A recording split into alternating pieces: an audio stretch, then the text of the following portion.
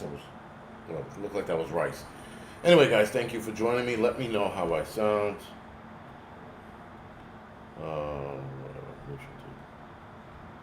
Let me know how it comes over. Dan Phillips, thank you for the 5x5. That was, it looked like that was rice. Anyway, guys, thank you. All right.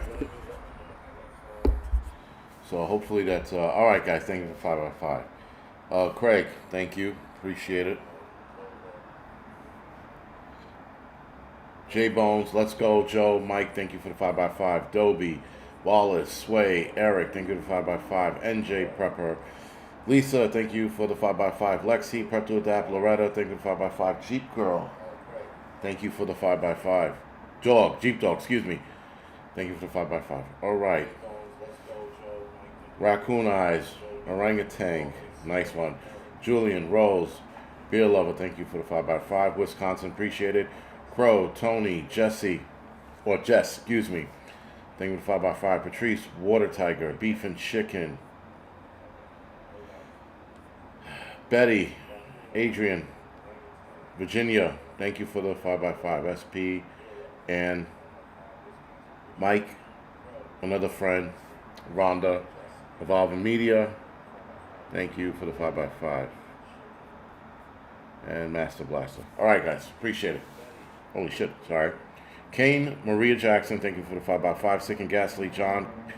Cowboy, 1 second after Tina, thank you for the 5x5. Jarrett, what's going on? All right. What are you talking about? Gun Runner, what am I talking about? I haven't even started yet. But tonight we're going to be talking about, I mean, we've been getting this warning for a while, so I don't think it's anything insanely new. But blackouts that we're getting more warnings about. So I not that I feel, we are definitely, without a doubt, getting more warnings than we normally should. And what I got to do today was a little more research and the breakdown of a blackout that would affect America, right? Now, you can definitely stretch it to the rest of the world, but we're keeping this live stream United States based, right? Because we keep getting all these threats about the grid going down, how fragile it is, what we need to do. If we're not ready, we should be ready. All of this, and it's a constant reminder, and it's picking up. I think, in my opinion, or rather, that I'm noticing, I'm picking up more and more talk about it. So there are little things that are going on throughout the country. Different municipalities are readying their first responders. What I noticed in New York City about a year ago, they started putting in new emergency generators pretty much for all the firehouses. Now, I know that we had a generator that wasn't broken, but they upgraded the generators throughout the entire city, if I'm not mistaken. For every house that I've been to, I've seen a new generator in place. So that was a bit of a red flag, and that was last year they started replacing them, maybe a year before, because there's like a lot of firehouses. I think there's 200 and something firehouses in the city. So to get them all done within a year's time is a lot, so I would say about 2 years. Nonetheless, there are people going around doing surveys on who has what and what equipment we have for the next emergency, as they put it. They don't say what the emergency is, they say for the next emergency, whatever that might be. A lot of municipalities are increasing their training and their, what do they call? Not mud, it's drills, right? So they're doing a lot more exercises and drills in regards to what might happen next. Now, some are doing nuclear drills, others are doing blackout drills. The problem with blackout drills is that blackout drills are not immediate, right? So a blackout's not immediate, meaning you're going to have a blackout and then there are going to be things that happen immediately, but society's not going to collapse inside of 24 hours. Now, that being said, certain cities, you might see a collapse of some kind within 24 hours, which is pretty bad because that's an accelerated timeline from a couple of days to 24 hours. Again, it depends on the city. It depends on the town you're in. It depends on how close you are to a city. A city like Detroit, I would probably assume, or St. Louis, which I was just in a couple of days ago, you might see an accelerated breakdown in society. Whereas New York City as a whole, you might see certain areas, but not the entire city just yet. You also will have a lot of police officers, firefighters, first responders as a whole, probably not coming to work if it's a blackout that big. In the first few hours or the first day or two, people are going to treat it as if the power's going to come back on immediately. So there's not going to be an urgency there. But for those of us that are reading the signs, for those of us that are looking at things a lot closer, we're going to look at this a little more interestingly, and we are undoubtedly probably not going to continue to go to work, especially if it goes past day 3. I would give a blackout in the Northeast. If it was a Northeast blackout, I would give it about a day or 2. After day 2, I'd start considering getting everybody out. If the blackout is nationwide, we got a big problem. Philadelphia, yes, that's another one. And nationwide is a telltale sign of something bigger and worse to come. Now, where a lot of the information I'm going to get from, I got to see how I can link you guys the PDF file that was, interestingly enough, a study on a societal breakdown of America during a blackout or a nationwide blackout. So I found it to be interesting. There was one part here where they talked about racial and ethnic minorities, stating that minorities are going to be affected the most. Yeah, the violence, the bullshit that comes behind it. I know a lot of us were watching the internet last year and we saw kids in predominantly black neighborhoods storming, ransacking 7-Elevens. Keep in mind, guys, we have things in play. We have power. We have law and order still standing. And this was what was going on when you had law and order standing. So now imagine taking out power from that equation, taking out communications and everything else that goes along with keeping people safe. You're going to have pandemonium within minutes of a blackout. I wouldn't even say hours, minutes. So, of course, you're definitely going to have rioting, looting, and the whole 9 yards in certain spots of the country. Certain spots like New York, you might not have it just yet. It'll probably take a little while to get there. And what I mean a little while, I mean a couple of days. There are other places that are going to light it up right on the word go, and then other places are going to take a couple of days to get there. But once it gets to that point, whether it took a day to get there, a couple of hours, or a couple of minutes, once it gets to that point, that city or town is gone. It's never coming back, especially if this is a prolonged situation.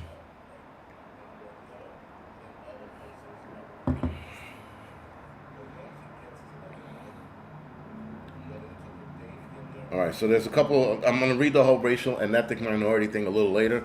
I'm going to get to a lot of the meat and potatoes of this studies that were done. Now, a lot of the studies came from the 1977 blackout and the 2003, and then they had other blackouts where they monitored and they did, like, again, these studies on how society would break down and what would happen. Now, this PDF, if I'm not mistaken, was written, let me pull it up, was written in 2023. I think society's temperament has changed a lot since 2023. All I see, guys, on the internet, is just people behaving badly and doing dumb shit. In fact, all I see is a lot of self-snitching. The self-snitching shit's insane. I've never seen anything like it. I mean, the amount of people that are like recording themselves doing bad things is out of control. It is bizarre. Imagine you're like, hey, I'm gonna self-snitch on myself and turn my, like, just after you video yourself doing something dumb, incredibly idiotic, just go to the police station and then show the cops, here, look at my stupidity for all to see. No, I didn't sell the H chair, Keith. It's in the living room.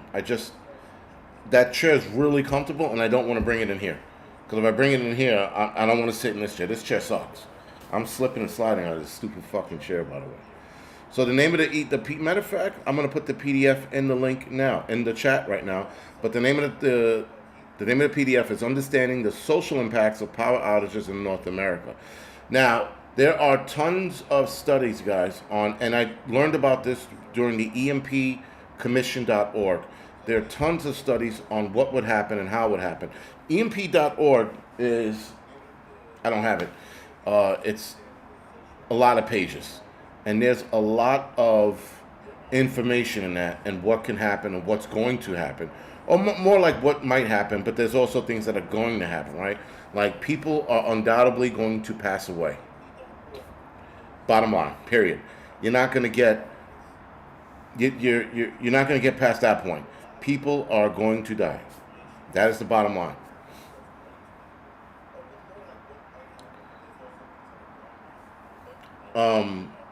So that starts, guys. People start passing away. It's going to be for various reasons. Now, I'm watching that show with Robert De Niro, 0 Day. That show is fucking gay. Lame and gay.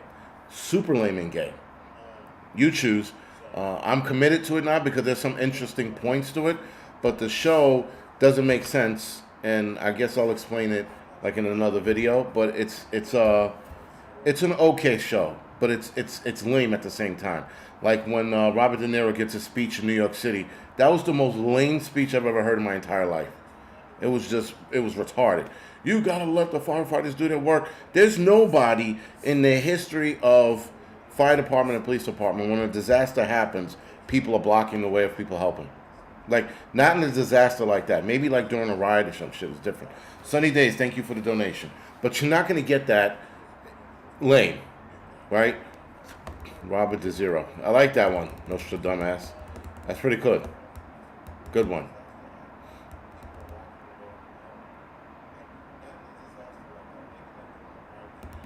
North Indiana gets their power from Chicago area. Elbows, are you up? Tony Elbows is here. Tony Elbows is here.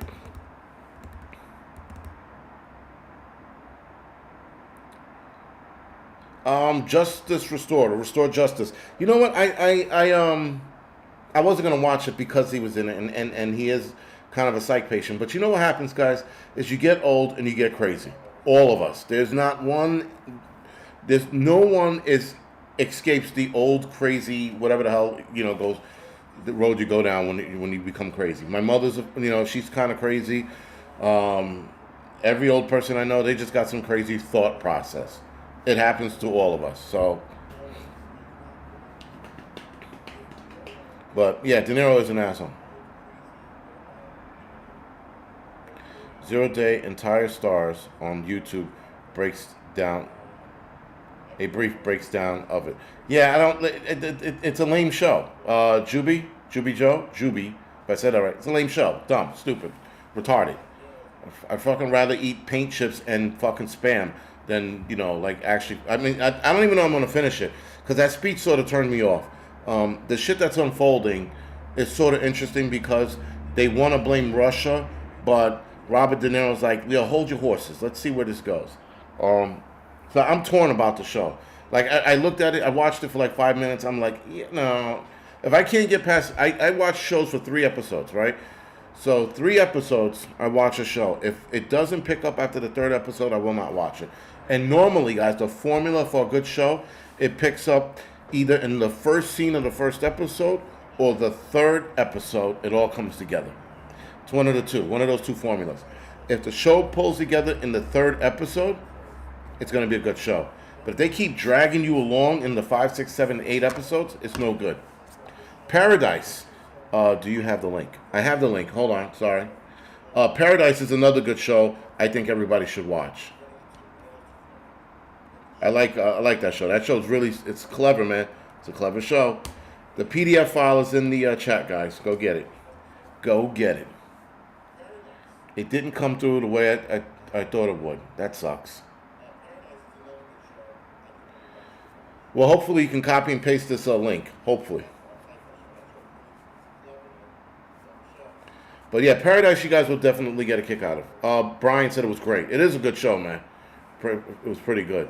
And then the last episode, I was like, oh yeah, all right, let's see where this goes. Let's see if they open it up to where I think they're gonna. I hope they open it up to. The last episode was kind of lame. Last episode was good.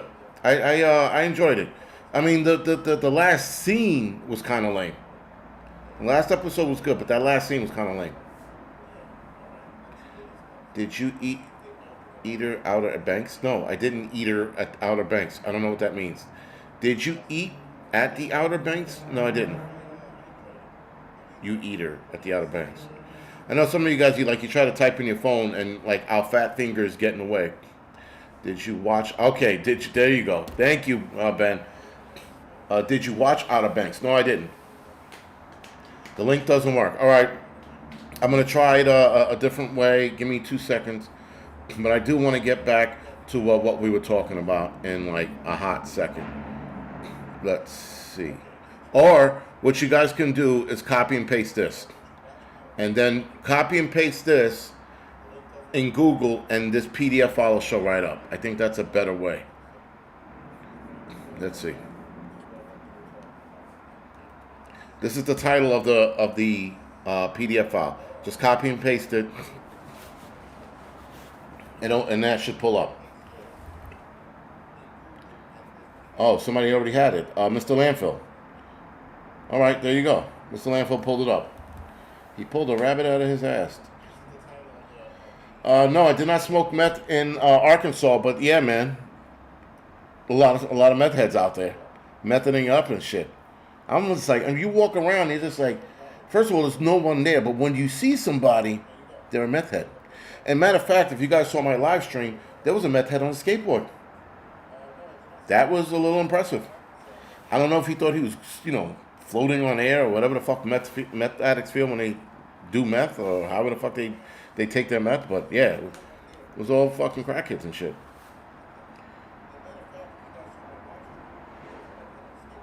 Central Arkansas is full of meth labs. They are meth up. Yeah, method up.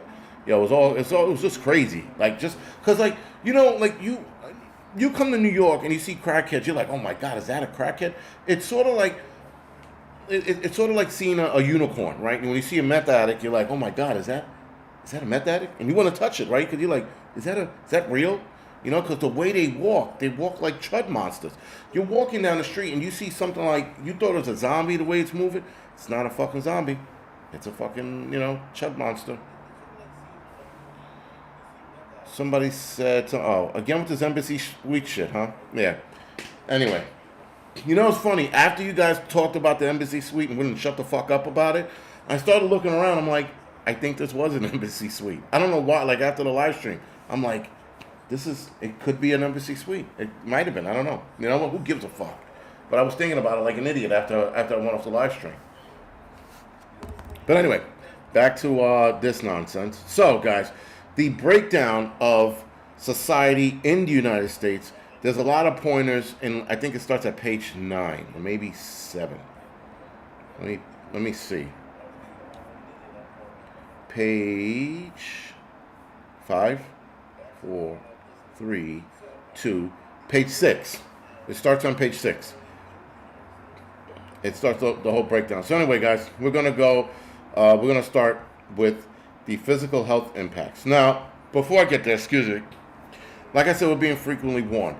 The bigger problem, guys, with a prolonged blackout is the purge, right? We call it the purge now because of the movie, but that's what we would definitely start seeing. If we have people, guys, today, while the power is on, acting a fool, offing people, robbing people, going into stores and ransacking it, taking clothes off the clothes rack, robbing the Amazon van in broad daylight. If we have that going on, Imagine what it's like with no power after the first day. First of all, a lot of kids are going to go, the power's out, let's get some. That is the first thing that's going to come out of their mouths.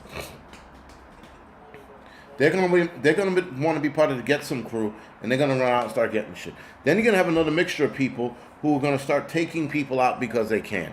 Gangs are gonna start thinking in a different manner and seeing how much block or how much street they can take back because the cops are gonna have their hands full with bullshit. You're gonna have some people turning on the cops and going after them. You're gonna have people stuck in elevators in every city and town that has an elevator.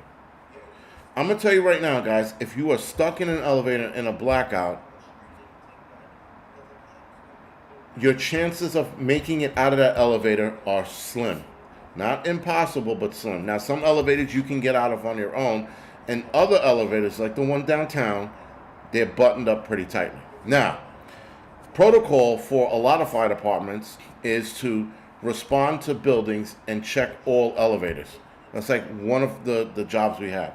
The problem is, guys, is that there's not enough of us in any city to check every last elevator that's locked down. Now, will we get to a majority of them? Absolutely.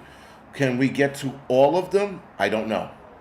I know in the 2003 blackout, guys told me that they serviced every elevator that they got a call for, or somebody came to the firehouse and flagged them down saying such and such is stuck in this elevator. Now, we have a big first due area, and so does the neighboring truck company, a 92 engine 44 truck.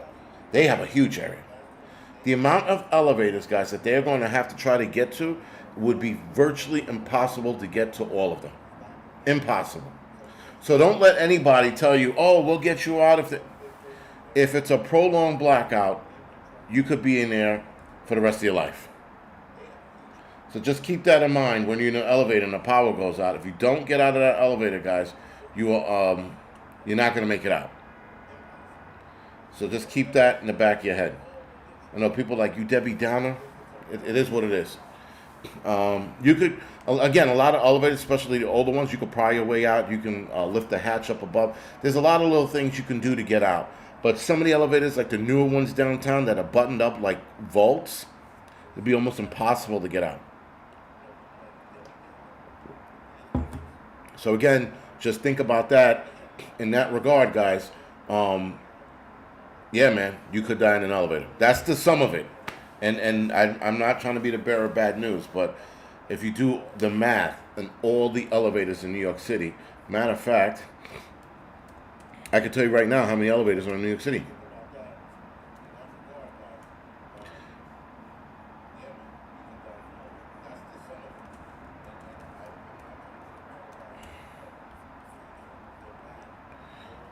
So there's more than 70,000 elevators in New York City.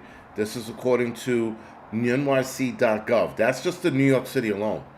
70,000 elevators. Over 70,000, excuse me. So another link here says 84. There's 84,000 new elevators in New York City. And that was as of 2017. Or 2018, excuse me. Sorry.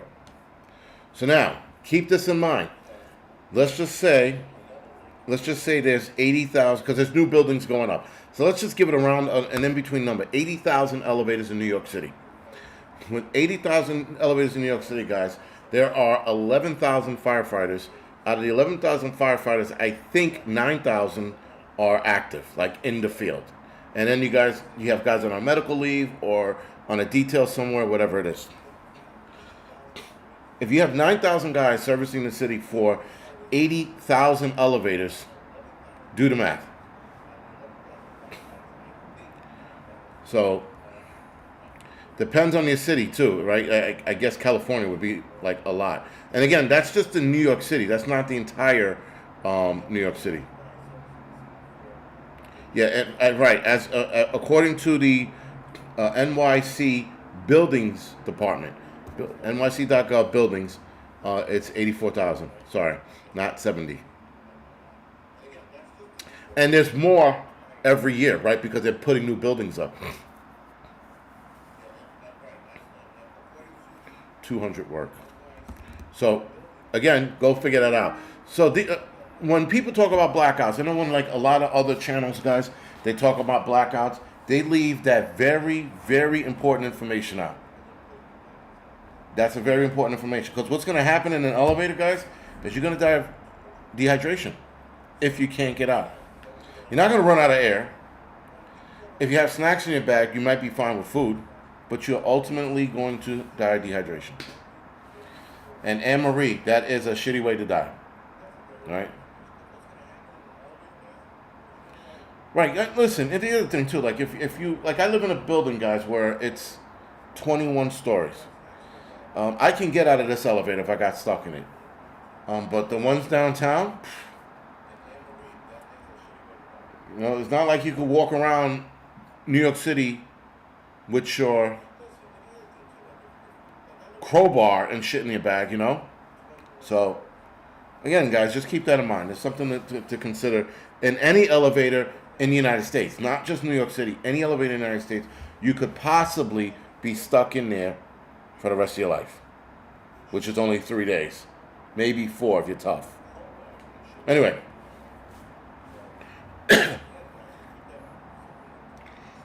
So, if the power is left off for multiple days, guys, the other problem is to fix the problem is going to take a long time. If it's a cyber attack, it's going to take a long time to get it back on, especially if they hijack the system and they got the system in play. That's one. Two, and more importantly, if it's an EMP or a solar storm, it could fry the systems. It's going to take us months to get that back online. So this report breaks down psychological impact, the health impact, physical health, food, and all this other stuff that we're going to discuss real quick. So health impacts are common. It's a common theme in this literature. One of the main concerns from the health sector when a major power outage occurs is the increase in emergency department visits due to, believe it or not, carbon monoxide. Now, carbon monoxide poisoning primarily results of improper and unsafe usage of generators during a power outage. Now, there have been people, not very smart, but running a generator in their apartment. Now, if you have a terrace, you can put the generator on the terrace. It's a well-ventilated area, making sure you put the exhaust pointed off the terrace, not back into your house. Nonetheless, they're saying that this is the reason why they would have a lot of hospital visits. An increase in number of hospital and ED admissions due to carbon monoxide was reported by Bayer in 2011 after a significant windstorm in the state of Washington in December of 2006. A similar pattern was observed after a Colorado snowstorm in 2006 when 264 people presented with CO poisoning. In 2012, also found the deaths from CO poisoning were accidental and more likely occur in older age groups because old people are old. Anyway, hospital and emergency departments should expect an increase in the emergency department. I still call it the ER, but everywhere else calls it an ED because it's department now. God forbid you call it an ED. I said ER to a nurse once, and she was like, it's an ED. I'm like, I don't give a fuck what you call it. I'm calling it an ER. I don't work in an ED. I don't have to call it an ED. I'm calling it ER. Like, well, it's not a room. I don't give a shit. You don't have to be literal. But anyway, that was like a stupid fucking conversation to get into. It's not called an ER. It's called an ED. Pipe down and shut up. It's not even that serious. All right, so hospital emergency departments should expect an increase in their department because of the incidents that occur after a hazardous event. In 2006, noted that of the 32 deaths examined from Hurricane Isabel, alcohol appeared to be involved in 8 deaths and marijuana in 1. Why is that? Because when people were doing things during the hurricane. They were high and drunk and they misstepped, and that caused their death. So alcohol and weed played a role in only 9 people's death altogether. Let's see, what else is it? All deaths occurred while completing tasks that required coordination and good judgment. Now, in the 2003 blackout, there was a guy. We responded to this emergency. There was a guy who walked off the roof. It was dark. He didn't see where the edge was. Now, I thought it was a little weird, right? So the roofs, guys, the way they're built here in New York City, they said he walked off the roof.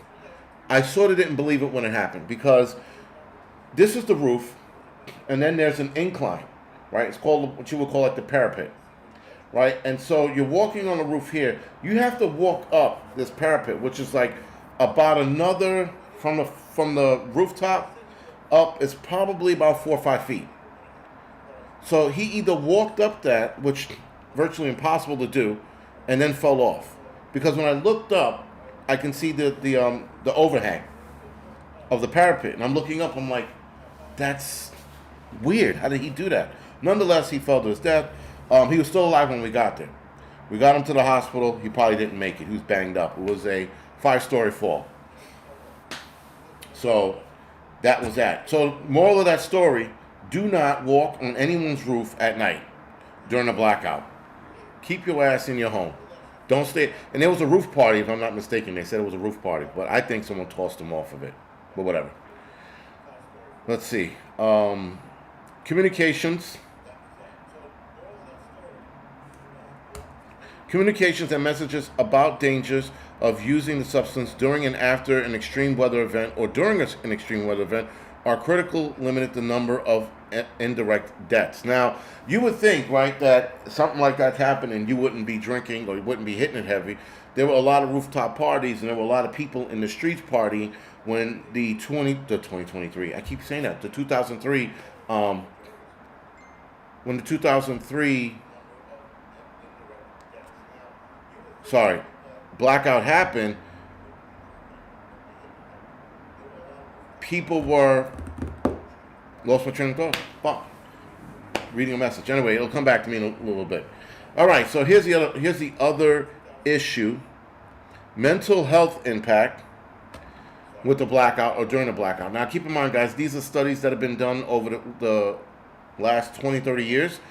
40, almost 40 years, actually, because they go back to the last 20 years. They go back to the 1977 blackout. Excuse me. So, another certain related to health was the impact on mental health during a blackout. Now, this is the more important part. The longer a blackout goes, the more people are going to suffer.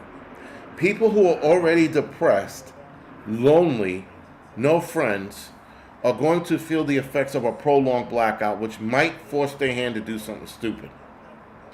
Right? So, the longer the duration that service, likely electricity were lost, the more likely signs of anxiety, depression, stress, and in some cases, post-traumatic stress disorder were developed. However, if the outage lasted a short time, significantly less severe psychological symptoms were observed, primarily due to preparedness factors before the outage occurs.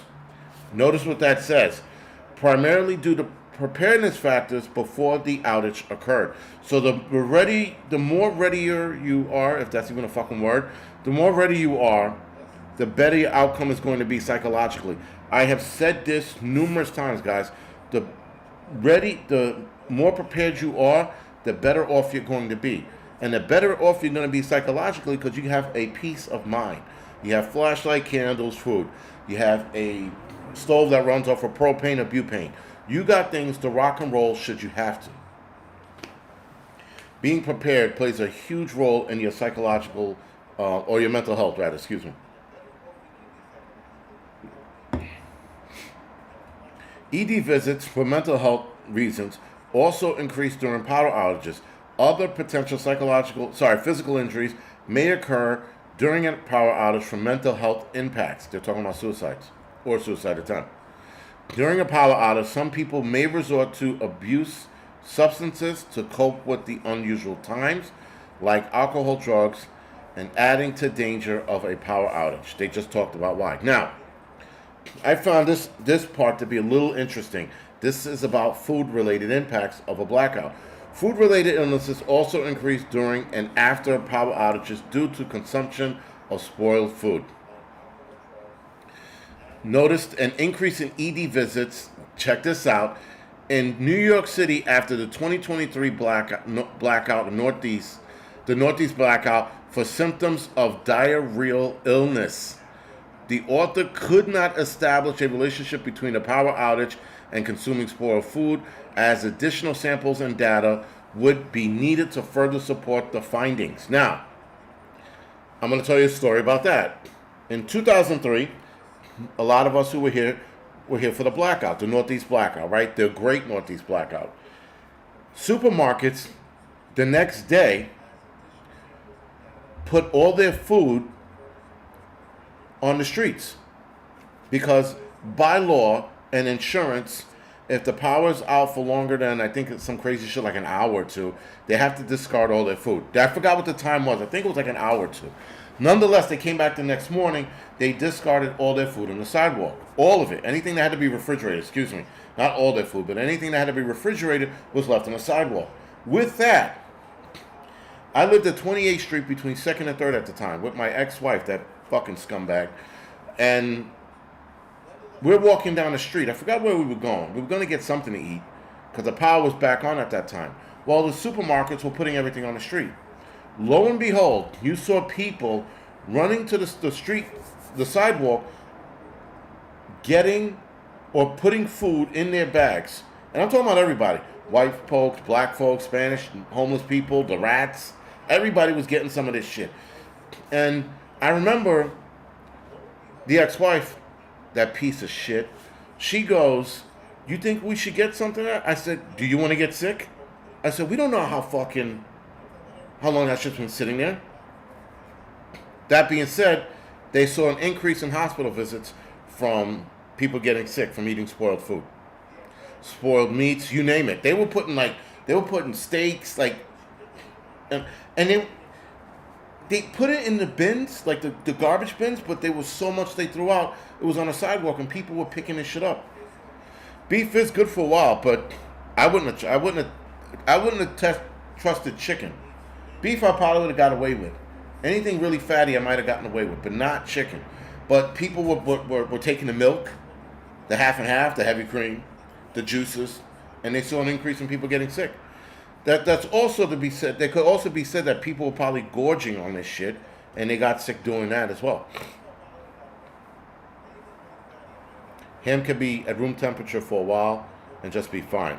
I guess so. Keep in mind, this is sort of the sunny day. She cheated? No, she didn't cheat. She's just a piece of shit. I don't want to get into it, but she's a fucking bag of shit. That lady's a bag of assholes. Fuck her. Anyway. And this is the first ex-wife, not my new ex-wife, my first ex-wife. That piece of shit. Fuck her. Anyway, sorry, I don't want to go on a tangent because it's just going to fucking piss me off. But, however, let's see, the author needed more data. Okay, so however, the author stated that spoiled food after the blackout may have caused an increase in ED visits. Now, keep in mind, at the time I was an EMT when this went down, and we saw an increase at the hospital. Nothing crazy, but we saw a nice little increase. Increase of people complaining of abdominal pains. That's how a lot of the calls came in. They came in as abdominal pain. And that's why, because they were shitting their brains out. Now, who knows what it was? No one is sure if it was the meat or not, or the juice, or the milk. There's probably the milk. I would probably venture to say it was the milk. But who knows? So romantic. If all are... No, Jennifer, they're not all pieces of shit. Just her. She's like a piece of shit times 1,000. If a piece of shit could look like... She's the Godzilla of pieces of shit. Let's put it like that. The bitch who's walking through the fucking neighborhood now should be a giant piece of shit walking through the neighborhood. You know? Like fucking clown. Anyway. Let's go. Let me get back to it. I'm sorry. I don't want to get into it because... All right. Where were we? In a 2011 highlighted study, that many Americans were not prepared enough for a prolonged outage. This is for 2023, for 2003, excuse me. Of those that experienced a power outage, only 37% discarded their food that thawed out in the freezer. 31% discarded refrigerated perishable foods that remained in the refrigerator for at least 4 hours without power. From the same sample, 33% of the sample knew to discard perishable food, meats, eggs, and dairy. We did fairly good in that regard. We didn't have to throw anything out. We left the freezer closed. I think we had ice packs, or the ex-wife went and got ice bags and put them in the freezer, and we were good to go. We didn't get sick off of that. All right, so now the more interesting shit here, medical devices. This is not interesting. Bear with me. It's not interesting. It's just they talk about medical devices in this. Now, hospitalizations or care for medical facility, people that require at-home care or are dependent on medical equipment outside of a medical facility are vulnerable during a power outage. No shit. Those that are dependent on medical devices other than home oxygen therapy, also known as HOT equipment, are also likely to call for emergency services during an outage. During the 1977 New York City blackout, over 70,000 emergency calls were received in 48 hours of the blackout, or during the 48-hour blackout, excuse me. Now, in 1977, in August I was only not even a month when this blackout happened. Or maybe I just hit a month, excuse me. I just hit a month when that blackout happened. Ain't I that old? In 1977? Anyway, those that required regular medical treatments, dialysis, and other specialized medical practices are vulnerable during a power outage because of the possibility of missing treatments and not having a facility with reliable electricity to receive that treatment. Now, guys, those people who need the treatments like dialysis, if the blackout is longer than a week, a lot of those people are going to die. And they're probably going to die within another week or two. If this thing goes, the longer it goes, the higher chances of them not making it goes, obviously. Device failures from home oxygen therapy and or ventilators also lead to an increase in ED visits, which require significant emergency room and hospital resources. The findings that indicate that patients who require home oxygen therapy treatments need assistance before the storm so they can prepare for the post-event period without power. And that's why, I don't have it in here, and that's why those solar generator things will come in handy.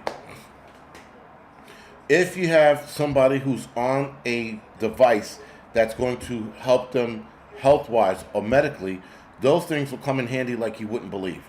And you can recharge it via the sun, right? You don't have to worry about gasoline and fumes. You put the panel out on a lawn or facing the sun, charge it up, bring it back downstairs or wherever you are, or upstairs, and then continue to use it the next night. Having two is way better than having one. I tell you that because you can cycle them out. Having two is better than one. So if you can afford two power banks or solar generators, whatever you want to call them, get two. If you can get more. But those things do come in handy. All right. Thus, planning for a large-scale event, more specifically, planning where those who rely on electronic medical equipment need to be transported to receive the proper treatment. It is a vital component of power outage preparedness, response, and recovery. Again, they mention the word preparedness half a dozen times in this thing. Like throughout this whole article, they mention preparedness. So you know what that means? Be fucking prepared. All right. So now, let's talk about population concern, which I thought was a little weird, but they talked about old people and children. Let's talk about children. Children, they say specifically kids under the age of 17 are population concern during a power outage because the greater risk of exposure to carbon monoxide poisoning because of improper generator use. This group was less aware of the danger associated with power outages after Superstorm Sandy, back whenever the hell that hit. also found that a number of children affected by CO poisoning was higher than other population because they relied on technology for entertainment. These activities become a danger, because children would use their devices near an operating generator while they are charging it. And that's up to the parents to make sure they're safe. But there are a lot of stupid ass parents out there. So again, a solar generator. Why is a solar generator good? Because your kid could sit next to the solar generator while charging their device and playing their games, whatever they're doing. Now, I would opt out on that. I would let them just stop using their device, let it charge quicker, so that they don't sit next to it all day long. But nonetheless, they can. If you are going to use a gas generator, make sure you have an extension cord for that charger so they're not sitting right next to it. I wouldn't do it, not with a gas generator. I would use a solar generator. Now, solar generators have gotten a lot better, a whole hell of a lot better. So they are almost competing with gas generators right now, almost. They're going to get there. They're going to get there. Now, when they talk about the age range, guys, of 17 and under, it's, I would say, more like under the age of 12, maybe 10, and then to like newborn. That's the range where they don't perceive danger. But if you talk to your kids like a human fucking being, you won't have to worry about this nonsense. You won't have to worry about them worrying about whether or not they understand. A lot of kids, even at the age of 8 and 9, will understand what's going on. The kids are not that oblivious and blatant. So whoever did this research or study on this one missed the mark big time. I mean, man, they missed that mark. All right, let's see. So now, there was one part I wanted to talk about because this was kind of retarded. Criminal activities. Criminal activities, guys. A third theme that we identified in the literature centered on whether criminal activity increased because of a power outage. While this theme was less of a focus than health impact and population concern, we did find 6 articles that discussed this issue. Interestingly, while the literature discussed the crime activities is theorized to occur post-hazard, this impact may be overstated. No article in our review demonstrated criminal activity increase post-natural hazards. It does. People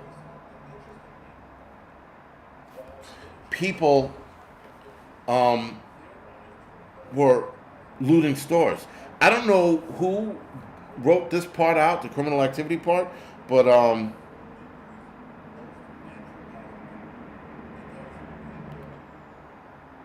sorry. My mother just texted me, and I'm like, don't do it. Whatever you think you're gonna do, don't fucking do it. Just stop.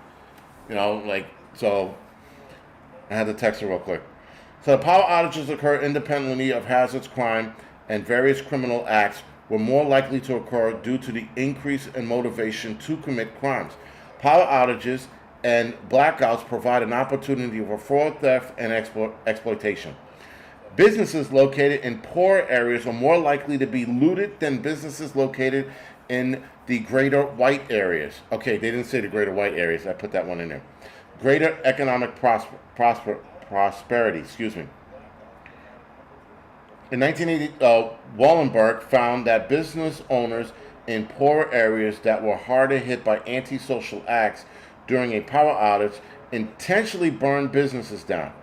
Other crimes not planned for may increase, such as generator theft, breaking into properties with an alternate power supply. Now, we heard when we were in Jonesboro, Tennessee. People were stealing generators right out of people's lawns. So there was that to contend with.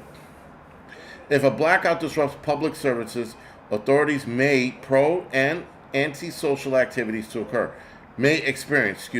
However, the finding from Wahlberg is contested both in finding from the literature for this review and in the disaster literature.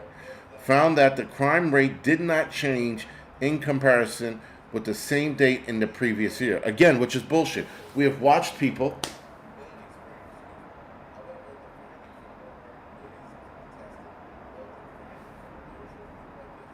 No, my arms are not burned. Why would they be burned? Anyway, crime. Listen, we've seen people loot. That's crime going up. Now, if they're looking at the percentage, maybe not. But crime does go up. There are more calls. Looting is a crime. So I'm not sure why this stated what is stated, but they seem to not want to blame black folks because I'll tell you why. Hold on. Where is it? Where is it? Where is it? This is the last part one of the last parts I'm going to read because I'm going to sleep. All right. Racial and ethnic minorities. Racial and ethnic minority population, more specifically African Americans, were reported to be at greater risk of adverse effects during power outages. Not Spanish, not the Chinese, not the fucking Indian heads, the dot heads, none of them, right? African Americans. African Americans, guys, who are undoubtedly going to start rioting. Without a doubt. Black neighborhoods are always going to have a catalyst or be the catalyst for some shit during a blackout. It's always so. You never see this shit in white neighborhoods. You never see this shit in the Chinese neighborhoods or Japanese or Korean, right? The only party you'll see is the Irish and them getting fucking drunk. That's about it. But you don't see this nonsense in any other neighborhood, and they try to make you feel bad for the black community. I don't. Just behave yourself. The power goes out, stop your shit. It's simple, man. They sitting here and they're Negroes. Let's feel bad for them because of their socioeconomic status. Anyway, also noted that those low socioeconomic status experience greater mental health problems. For example, anxiety, mood disorders. That's called being angry. When they say mood disorders in the black community, they're talking about anger. I'm not buying that shit either. And substance abuse because of the power outages. The impact were present after Hurricane Sandy and highlighted the Bronx area, where roughly 44% of the population is black, according to a 2019 census estimate, as significant places of concern in the aftermath of Hurricane Sandy. Other populations that are at risk, they talk about old people. Again, old people doing old people shit because old people can't go play bingo during a fucking power outage. That's what they're concerned with. And Parcheesi, whatever the fuck that is. Or Othello. That's old people shit. Othello, Parcheesi, bingo, right? Checkers, old people shit. Because they don't play twisters. That's a goddamn sure. They don't break their hips. But anyway, all of this to say, guys, that this is the breakdown in society and how things would look, and where the studies get their information from, and how they look at and view things.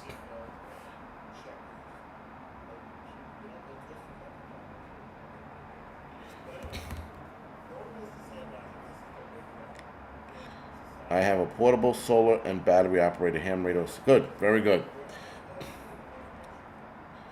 Why is pickleball popular? Because pickleball is gay. Pickleball is for people who can't be athletes and want to play a fucking soft-ass game of pickleball. Now, I will say this, though. And I hate that I have to say this. But pickleball is good for your eye-hand coordination and good for your brain. So is paddleball, so is throwing a ball against the wall. Right? Anything that deals with eye-hand coordination is good for the brain. Helps the brain exercise and can stave off dementia and Alzheimer's. So yes, as gay as pickleball is, one shot, one kill. Thank you for the heads up. As gay as pickleball is, it's good for the brain. So pickleball, thank you, Benjamin. Pickleball is good and it's healthy. But, I mean, you might as well also be fucking... You might as well join the YMCA and start singing It's Raining Men if you're going to play pickleball. I mean, listen, if you're old, and pickleball is a thing, but pickleball, it's in the Olympics. It's in the next Olympics, pickleball. There was something else, like even gayer than pickleball in the next Olympics. It's like, and pickleball players consider themselves athletes. Athletes. It's fucking pickleball, man. How do you turn that into a fucking athlete? Anybody can play pickleball. That's the problem. You're not an athlete if everybody can play it. Someone said you're graying in real time, bro. I know. It's fucking bad. People are like, my God, you're getting old before our eyes. It's called fucking getting old, and I have a gray beard, man. It is what it is. Yeah, pickleball's not a real sport, guys. I'm sorry. Is cornhole Eight Destroy. Is that it? Is that in the Olympics too? Because it was something silly. I know it was pickleball and it was something else. Tom Wary, look up pickleball. It's stupid. It's dumb. It's like it's just YouTube it. It's stupid. And they're like, we're athletes. No, you're not. No, you're not. If I was an Olympic athlete and they added pickleball to the repertoire of games, and we're doing our march into the stadium, holding the American flag and being fucking Americans, and I see a pickleball fucking homo like trying to march with us, I'm like, you better get your ass back in that tunnel and sit down and shut up until we call you for some pickleball, because you're not walking with us. You're not the same. You are not the same. You are a pickleball player. Go pickle your ass over there somewhere. Get away from us. That's like a fucking Vespa riding next to a Harley. No, you don't do it. It's the fucking, it's dumb and it's gay. Don't do it. All right. Now, if you're old and you want to play pickleball because you want to keep your fucking, your what you call it going, by all means, be old and play some pickleball. But if you are under the age of 50 years old, I don't want to see anybody playing fucking pickleball. All right. It's fucking stupid. Fucking pickleball. I'm a pickleball athlete. No, you're not. No, you're not. You're not a fucking athlete. Anybody can play pickleball. You see that fat lady over there? She's a fucking athlete? No, she's not. Matter of fact, she's shoving fucking ice cream down her throat and playing pickleball at the same time. That's not a fucking athlete. Fucking animal. I'm a pickleball athlete, but with their little paddle and shit. Pickleball. Dumb. Stupid. It's the worst fucking game ever. It's just like a more lazy, retarded tennis. That's what it is. And people are like, no, you got to give it a try. I will give it a fucking try when I'm dead. If I get to go to heaven, I'll play pickleball up there. Because I'm pretty sure it'll be up there. Pickle fucking ball. Get the fuck out of here. I'm an athlete. And it's the attitude behind it that they think they're an athlete. Again, that's like somebody riding a Vespa saying, I ride a motorcycle. The fuck you do? You ride a tampon on wheels with a dildo up your ass. That's how you ride your Vespa. That's incredible that they think they're fucking athletes. Next to cornhole. It's insane, man. It's insane. Pickleball. Who the fuck plays pickleball anyway? And here's a kicker. So my son's mother and I, we were hanging out a couple months ago. We were at a mall in Connecticut, somewhere. They have a pickleball arena. And they have bleachers for people to sit there and watch pickleball. So I'm watching this pickleball shit because we're walking around the mall. We're talking this shit. We see the pickleball. We go running over there to see like this pickleball bonanza. And we go inside and we sit on the bleachers maybe 5 minutes, man. Maybe 5 fucking minutes. We're sitting there. We're like, and she goes, yeah, let's get the fuck out of here. So we get up and leave. Fucking pickleball. You kidding me? I'm an athlete. And then the worst part about it is they're going to the Olympics, guys. The pickleball players are going to the Olympics. They're going to get the cool Olympic USA jacket with all the amenities that go along because they're pickleball players. They're the laziest athletes on their team. What are they going to fucking start next? Marbles? I mean, like, how fucking lazy do you got to be a pickleball player and get on? I mean, what kind of athleticism do you need to be on the Olympic team for pickleball? Oh my God. You're definitely going to see a lot of gay dudes on that, you know? That fucking backhand with the broken wrist. Blink. Like, gay. It's just dumb. It's the dumbest thing I've ever seen. I've never seen anything so stupid and people like, but it's a great game. No, it's not. We're not doing this. We're not comparing tennis and pickleball and saying pickleball players work just as hard as tennis players. We're not doing this. Like, not even a little bit. Anyway, with that being said, guys, I'm going off the air. I'm going to talk about tonight about what are you going to do the next time around in regards to the arm ticket. Because guess what? They developed the bird flu arm ticket and they're sitting on it for one reason and one reason only. Anyway, I'm going to be talking about that on The Angry Truth, which I'm going to start damn near right away because I want to go to bed after this. I'm tired and old. And that pickleball just got me tired. Just thinking about the exhaustion of people thinking they're athletes playing pickleball. So stupid. So retarded. So stupid. Anyway, Good night, guys. See you guys tomorrow morning for my Wednesday midweek report, and then I'll see the rest of you guys Thursday. Other than that, thank you, guys.